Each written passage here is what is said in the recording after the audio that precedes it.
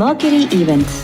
உங்க ஈவெண்ட்ஸை எங்களோட பிளான் பண்ண இப்போவே ஸ்கிரீன்ல தெரியுற நம்பருக்கு கால் பண்ணுங்க.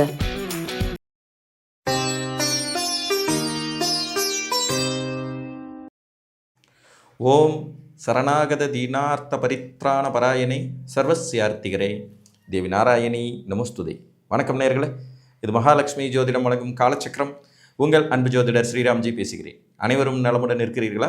நன்றாகத்தான் இருப்பீர்கள், நன்றாக இருக்க வேண்டும். இன்றைய காணொளியில் நாம் காண இருப்பது வேகமான தொழில் வளர்ச்சி தரும் சந்திரன். இதன் தலைப்பு.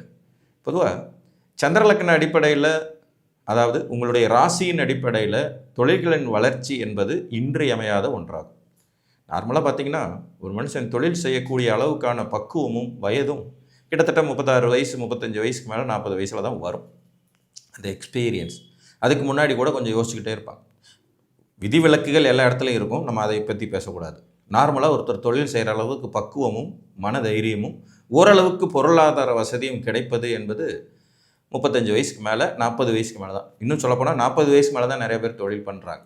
அப்போ இந்த தொழிலை தீர்மானிக்கிற அமைப்பை சந்திரனின் பங்களிப்பு இன்றியமையாதது. பொதுவாக நீங்கள் சந்திரனுக்கு 10ஆம் இடத்துல ஒரு வலுவான கோள் அமர பெற்றவர்களுக்கு பின் வயதுகளில் தொழில் செஞ்சு பெரும் வெற்றி பெறும் யோகிதைகள் உண்டாகும். இதை பற்றி தான் நம்ம இன்றைக்கி பார்க்க போகிறோம். சந்திரன் நின்றதான் உங்களுடைய ராசி, இதை நீங்கள் மறுக்க முடியாது. அப்போ நீங்கள் மேச ராசியாக இருக்கீங்கன்னு வச்சுக்கோங்க. நீங்கள் லக்னம் இல்லை, மேச ராசி. நீங்கள் மேச ராசியாக இருந்தீங்கன்னா சந்திரனுக்கு 10ஆம் இடமான மகரத்தில் செவ்வாய் உச்சம் பெற்ற நிலையில் அமர்வதோ, அல்லது 10ஆம் அதிபதியான சனி அங்கேயே ஆட்சி பெற்ற நிலையில் அமர்றதோ, அல்லது 10ஆம் அதிபதியான சனி துலாத்தில் போய் உச்சம் பெற்ற நிலையில் அமர்றதும் பின் வயதில் பெரும் வளர்ச்சி கொண்ட தொழில் புரியும் யோகிதையை உங்களுக்கு தரும். புரிஞ்சிச்சிங்களா? நீங்கள் மேசராசி, அஸ்வினி நட்சத்திரமோ பரணி நட்சத்திரமோ கார்த்திகை நட்சத்திரமோ ஏதோ ஒன்றில் பிறகுறீங்க.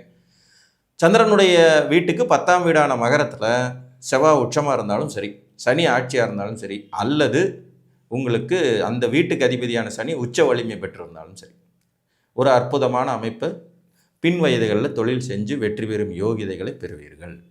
சூரியன் இந்த இடத்துல 10ல் திக்பலம் அடைகிறது கூட ஓரளவுக்கு தொழில் வலுவை தரும்னாலும் கூட இந்த ஆட்சி உச்ச கிரகங்கள் அளவுக்கு அது பவராக இருக்காது. அதையும் ஞாபகத்தில் வச்சுக்கணும். ஏன்னா எப்போவுமே ராசிக்கு 10ஆம் இடத்துல சூரியன் இருந்தால் அதுவும் ஒரு மாதிரி மறைமுக திக்பலம் தான்.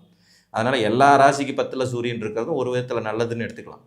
ஆனால் நேரடியாக அந்த வீட்டில் வலுப்பெறும் கோள்களும் மற்றும் அந்த வீட்டு அதிபதி ஆட்சி உச்சம் பெறும் வலிமையை தாண்டி இது பெரிய பவரில் இருக்குன்னு சொல்லிட முடியாது. அடுத்தது ரிஷபராசியில் நீங்கள் ஒரு வேலை பிறந்திருந்தீங்கன்னா 10ஆம் இடத்துக்கு அதிபதியான சனி அங்கேயே பவராக ஆட்சி பெற்ற நிலையில் இருந்தாலும் சரி, அல்லது ஒரு 6ஆம் இடத்துல போய் உச்சம் பெற்ற நிலையில் இருந்தாலும் சரி, இந்த வலிமை உங்களுக்கு கிடைக்கப்பெறும். சொந்த தொழில் செஞ்சு முன்னுக்கு வர்ற அமைப்பு பின் வயதுகளில் நிச்சயமாக இருக்கும். வேகமான வளர்ச்சியாகவும் அது இருக்கும். மிதுன ராசியில் நீங்கள் ஒரு வேலை பிறந்திருந்தீங்கன்னா 10ஆம் இடத்துல குரு பகவான் ஆட்சி பெற்ற நிலையில் இருந்தாலும், அல்லது அந்த வீட்டுக்கு அதிபதியான குரு 2ஆம் இடத்துல உச்சம் பெற்ற நிலையில் இருந்தாலும், உங்கள் 12ஆம் அதிபதியான சுக்கிரன் போய் 10ஆம் இடத்துல உச்சம் பெற்ற நிலையில் இருந்தாலும் தொழில் செய்கிற யோகங்கள் ஓரளவுக்கு ஏற்படும். இங்கே நான் வேகமான வளர்ச்சின்னு சொல்ல மாட்டேன். ஏன்னா இந்த 2 பேருமே இயற்கை சுவர்கள், கேந்திராதிபத்திய தோஷம் தரக்கூடியவர்கள். மிதுன ராசிக்காரங்களுக்கு குரு எப்படிப்பட்ட ஆளுன்னு நான் சொல்லி தெரிய வேண்டியதில்லை. அதனால் மிதுன ராசிக்காரர்களுக்கு தொழில் வலுங்கிறது பொதுவாக சேவை தொழிலில் மட்டும்தான் வலு அப்படிங்கிறது மாதிரி எடுத்துக்கணும்.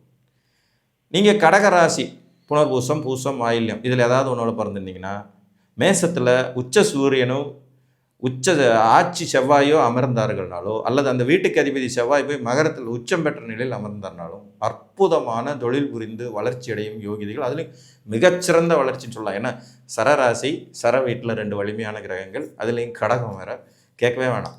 ரொம்ப பெரிய தொழில் அதிபர்களை உருவாக்குற ஒரு சூட்சமும் இந்த இடத்துல உண்டு.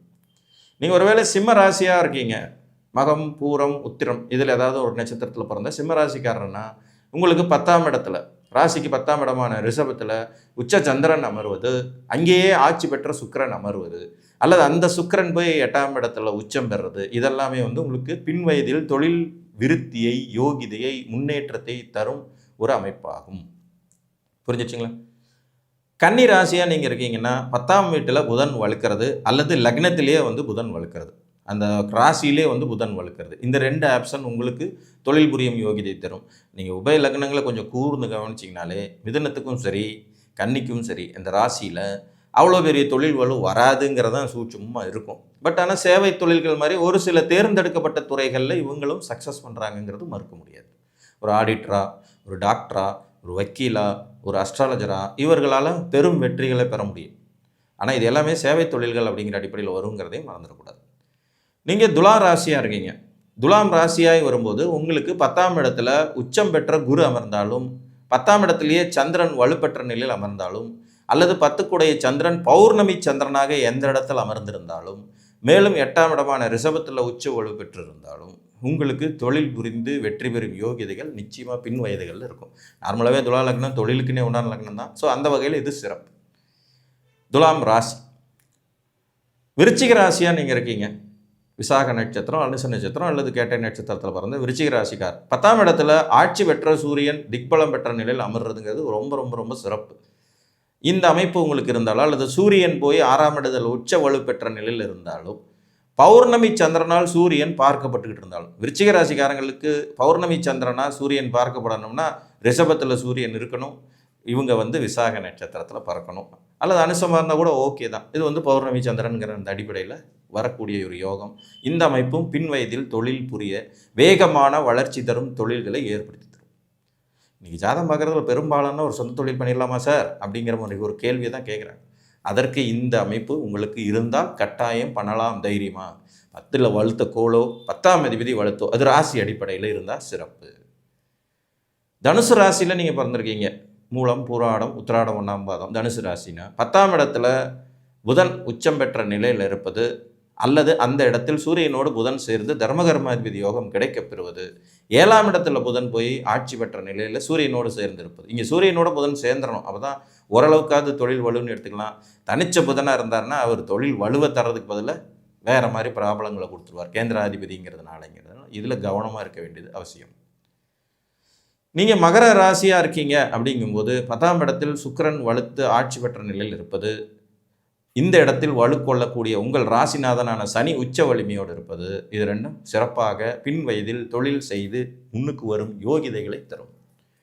நீங்கள் கும்பராசியாக இருக்கீங்க அப்படின்னா 10ஆம் வீட்டில் செவ்வாய் ஆட்சி வலுவோடு சிறப்போடு இருப்பது, அல்லது அவரே 12ஆம் இடத்தில் உச்ச வலுவோடு சிறப்போடு இருப்பது வலுவான ஒரு தொழில் வலிமையை பின் வயதுகளில் ஏற்படுத்தும். இதே கும்பராசிக்காரங்களுக்கு சூரியன் 10ஆம் இடத்துல இருக்கும்போது 7க்கு ஒரு 10ங்கும்போது கூட்டு தொழிலில் லாபம் அடையலாம். அதாவது ராசிக்கு 7ஆம் அதிபதி சூரியன் ஒரு 10ஆம் இடத்துல திக்பலமாக இருக்கும்போது கூட்டாளிகள் மூலமாக, கூட்டு தொழில் மூலமாக, அல்லது வாழ்க்கை துணை வந்த பிறகு வெற்றி பெறலான்ற ஒரு சூட்சமத்தையும் பின் வயதுகளில் கொடுக்கும். இந்த ராசியுடைய வலிமைங்கிறது எப்போவுமே பின் வயதுகளில் தாங்கிறத மறந்துடக்கூடாது. ராசி வலுவாக இருந்து ராசிக்கு 10ஆம் இடம் வலுவாக இருந்ததுன்னா கண்டிப்பாக பின் வயதுகளில் சைடு பிஸ்னஸ்ங்கிற பேர்லையாவது எதையாவது செஞ்சு லைஃப்பில் வேகமான வளர்ச்சியும் செட்டில்மெண்ட்டையும் பெற முடியும். நீங்கள் மீன ராசியாக இருக்கும்போது 10ஆம் இடத்துல குரு ஆட்சி பெற்ற நிலையில் இருப்பது சிறப்பிலும் சிறப்பு.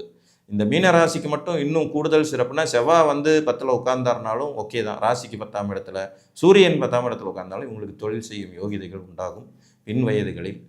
சேவை தொழில்கள் சார்ந்த துறைகள் உபயராசிக்காரங்க எல்லாருக்கும் நான் சொல்லிக்கிறது ஒன்றே ஒன்று தான். சேவை சார்ந்த தொழில்களை எடுத்துக்கோங்க, வெற்றியை கிட்டத்தட்ட உறுதி செஞ்சிடலாம். மற்றபடி பெரும் முதலீடு போட்டு பிஸ்னஸ் எல்லாம் பண்ணும்போது உங்களுக்கு அந்த ஊசலாட்டம் அப்படிங்கிறது இருந்துக்கிட்டே இருக்கும். செய்யாதிருத்தல் நன்று அப்படிங்கிறது தான் நிதர்சனமான உண்மை. உங்கள் ராசிக்கு 10ஆம் இடம் வலுக்கொண்டிருக்கிறதா அல்லது 10ஆம் அதிபதி வலுப்பெற்ற நிலையில் இருக்கிறதா என்பதை பார்த்து அறிந்து கொள்ளுங்கள் என்று கூறி மீண்டும் ஒரு காணொலியில் உங்களை சந்திக்கும் வரை உங்களிடமிருந்து அன்புடன் விடைபெற்றுக் கொள்வது உங்கள் அன்பு ஜோதிடர் ஸ்ரீராம்ஜி. நன்றி, வணக்கம்.